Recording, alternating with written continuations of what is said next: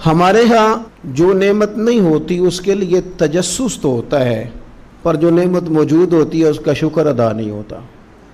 हुसूल के लिए तो तड़प मौजूद होती है कि मेरे पास सारा कुछ है तो पैसे क्यों नहीं। उधर तो दौड़ धूप हो रही होती है, पर जो सेहत है, औलाद है, तंदुरुस्ती है, नमाज की तौफीक है, इन नेमतों पर हम शुक्र नहीं अदा कर पा रहे होते। तो मकाम तशक्कुर पे जब आप खड़े हो जाते हैं तो फिर आपका अल्लाह के साथ कुर्ब बढ़ता है। हमें रब करीम ने जितनी नेमतें अता फरमाई हैं ना, उनमें सबसे बड़ी नेमत दौलत ईमान की नेमत है कि अल्लाह ताला ने हमें अपने प्यारे हबीब लबीब सल्लल्लाहु ताला अलैहि वसल्लम का उम्मती और ग़ुलाम बनाया।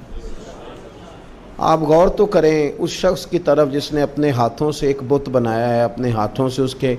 नाक कान बनाए हैं, और अगर उसकी कोई चीज़ टूट जाती है तो अपने हाथों से वो इसको सही कर